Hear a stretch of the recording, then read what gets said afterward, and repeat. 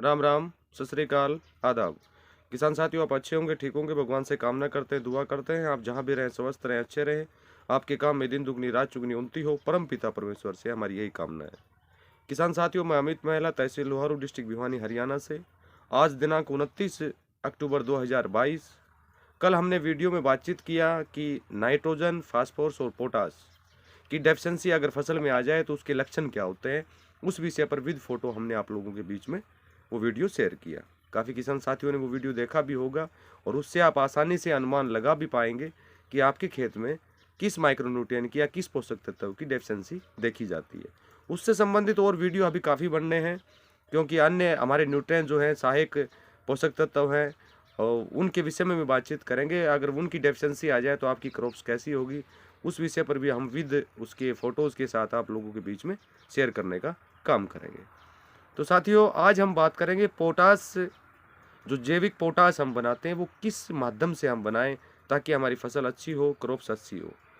Potash की आवश्यकता किस लिए पड़ती है, ये भली बात ही आप जानते हैं।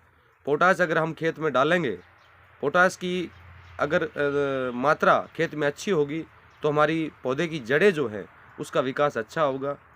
और जिस समय अनाज पौधे में आता पड़ता है उस समय पौधा गिरेगा नहीं। यानी जैसे गेहूं की बात करें, सरसों की बात करें, जौ की बात करें, या अन्य कोई भी जो अनाजीय फसल है जिनमें पोटास की अगर डेफिशिएंसी आ जाती है तो हल्के झोंके के साथ ही फसल का गिरना, ये पोटास डेफिशिएंसी का लक्षण होता है, क्योंकि उतना जमाव नहीं ले पाता पौधा जितना जमाव पौधे का होना चाहिए। तो वैसे तो अगर हम बात करें तो पोटास के विकल्प काफ़ी हैं।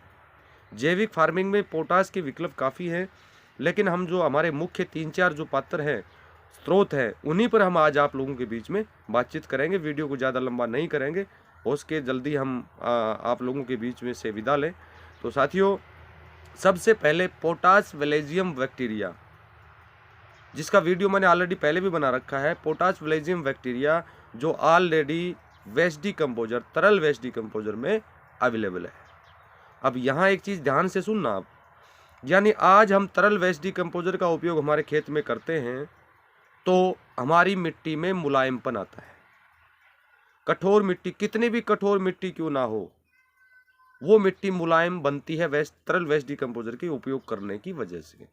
और उसका मुख्य घटक जो है वो हमारा पोटास वेलेजियम बैक्टीरिया, जो पोटास की डेफिशिएंसी को पूरा करने का काम करता है। और कितनी संख्या में पोटास हमारे तरल वेस्ट डिकम्पोजर में है, उसका माननीय डॉक्टर श्रीमान कृष्ण कुमार चंद्रा जी का भी आपने वीडियो देखा होगा, जो राष्ट्रीय जैविक कृषि केंद्र गाजियाबाद में होते थे। उस समय उन्होंने उसको विद लैब के साथ आप लोगों के बीच में शेयर किया था, तो वो आपसे विदित भी होगा। दूसरा, हाल ही में कुछ समय पहले मेरे द्वारा भी एक वीडियो आप लोगों के बीच में शेयर किया गया था, जिसके अंदर जो लैब से हमने टेस्ट करवाया था, उसके अंदर पोटास वेलेजियम बैक्टीरिया कितनी मात्रा में पाया जाता है, उस विषय पर भी हमने वीडियो आप लोगों के बीच में शेयर किया था। तो जहाँ पर ज़्यादा डेफिशिएंसी नहीं होती है, वहाँ केवल टू केवल वेस्ट डिकम्पोजर के माध्यम से भी पोटास की जो कमी है वो पूर्ति की जा सकती है। अब उसमें कुछ साथी ऐसे भी हैं हमारे बीच में जो उसका जो घोल है वो बनाना चाहते हैं। वो हम कैसे तैयार करें, इसके 3-4 स्रोत हैं जिस विधि से हम ये घोल बना सकते हैं। सबसे आसान और सुलभ जो तरीका है, हमारे घरों में माताएं बहनें जो चूल्हा जलाती हैं, या जैसे हमारे पूर्वज की अगर हम बात करें, या हम भी आज कर रहे हैं, जो हम पशुओं से दूध निकालते हैं, उस दूध को हम गर्म करते हैं, हमारी भाषा में वहाँ पर हारा बोला जाता है।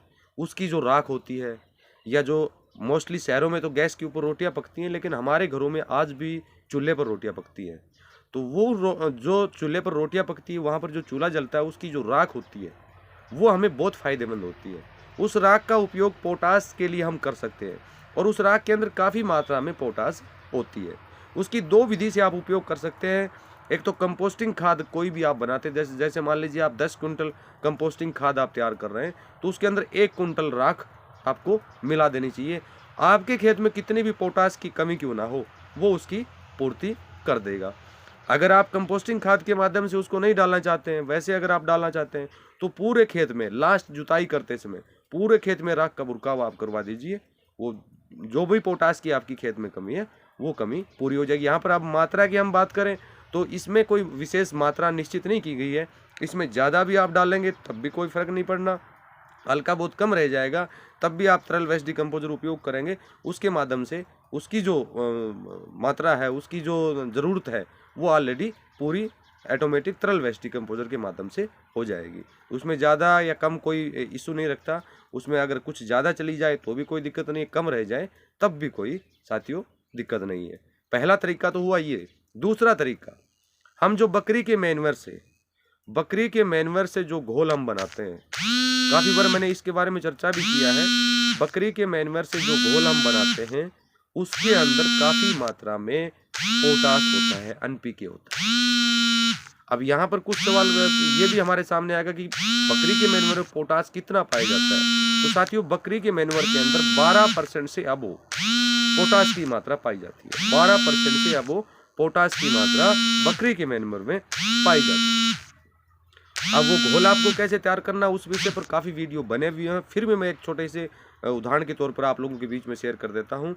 मान लीजिए आप 200 लीटर में घोल बनाते हैं, तो 200 लीटर घोल के लिए आप मिनिमम 30 से 35 किलो 200 लीटर घोल के लिए मिनिमम 30 से 35 किलो जो आपकी बकरी मैन्योर है, वो आपको लेना है। उसको पोटली में बांध के भी आप डाल सकते हैं और वैसे खुला भी आप उसको डाल सकते हैं। उससे बनने की जो प्रक्रिया है वो 13 से 14 दिन में, आपका जो घोल है 13 से 14 दिन में बन के रेडी हो जाएगा। पोटली में बना के आप डालें तो आप दूसरी बार भी यूज़ कर सकते हैं। वैसे अगर आप डालते हैं तो एक ही बार उसको यूज़ करना है। बाकी जो वेस्ट उसका बचता है उसको कंपोस्टिंग खाद में आप डाल दीजिए, वहाँ पर भी वो आपको काफ़ी फ़ायदेमंद रहेगा। दोबारा बनाने के लिए आप नया लेंगे तो अच्छा रहेगा। तो उसके अंदर भी किसान साथियों काफ़ी मात्रा में पोटाश पाई जाती है।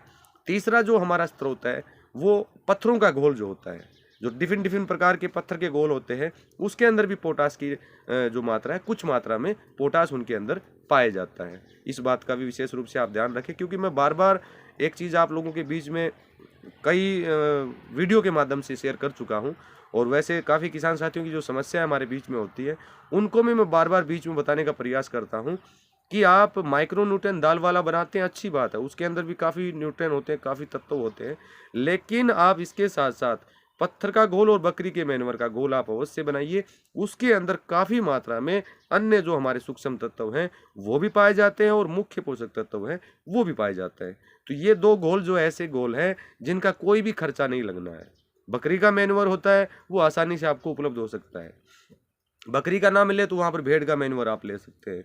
पत्थर का घोल जो है डिफरेंट प्रकार के पत्थर, तरह तरह के पत्थर आप कहीं से भी लाइए, कहीं से भी इकट्ठा करें आप, 8 से 9 या 10-20 प्रकार, जितने प्रकार के आपको पत्थर मिले उन सभी पत्थरों को इकट्ठा करके घोल बनाना है। तो बिल्कुल आसान दोनों तरीके हैं और इसको घर में बिना खर्चे आप तैयार कर सकते हैं। इसमें कोई ज़्यादा खर्चा नहीं लगना। केवल तरल वेस्ट डिकम्पोजर हमारे बीच में होना चाहिए, OWDC हमारे बीच में होना चाहिए, उसका घोल हमें रेडी करना है। उस घोल को अगर हम रेडी करके बनाएंगे तो उससे हमारा कोई भी न्यूट्रिएंट हम बनाएंगे, एक तो वो पावरफुल बनेगा, उसके साथ साथ उसमें बनने की जो प्रक्रिया वो जल्दी होगी। तो चौथा जो पार्ट हमारे पास है, स्रोत हमारे पास है, वो पलास जिसे हम बोलते हैं, पेड़ होता है पलास के फूल जो होते हैं, पलास के फूल से भी पोटाश आप बना सकते हैं। उसके काफ़ी वीडियो बने हुए हैं, कोई ज़्यादा डिफिकल्ट नहीं है।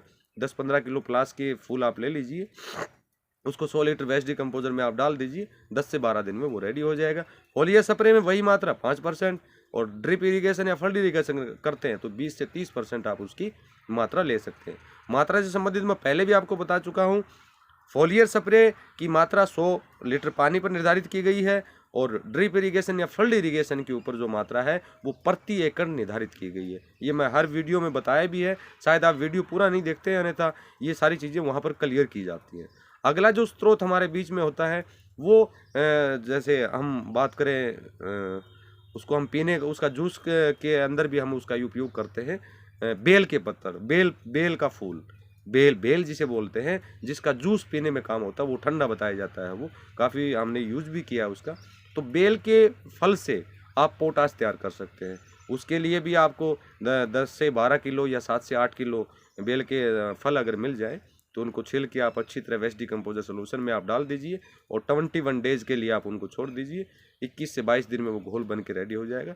लेकिन इतना लंबा चौड़ा कहानी करने की आवश्यकता नहीं है। मैंने 3-4 जो पहले मुख्य जो स्रोत थे हमारे बीच में, वो हमने आप लोगों को आसानी से बता दिए। उनसे भी आप काफ़ी मात्रा में पोटाश की जो डेफिशिएंसी आपके खेत में है वो पूर्ति कर सकते हैं। हल्की बहुत डेफिशिएंसी, काफ़ी जगह तो हमने मिट्टी जांच में ऐसा देखा गया है कि पोटाश की बहुत ज़्यादा मात्रा होती है, उसको कम करने के लिए हमारे कृषि विभाग के द्वारा बताया जाता है, या जिस लैब से हम लैब टेस्टिंग करवाते हैं वो भी हमें बताते हैं कि पोटाश को कम कीजिए।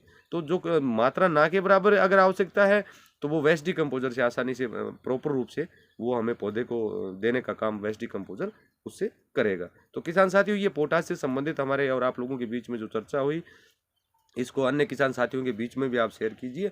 आगे आने वाले समय में हम किसी अन्य विषय को लेकर आप लोगों के बीच में फिर हाजिर होंगे। तब तक के लिए आपसे अनुमति चाहेंगे।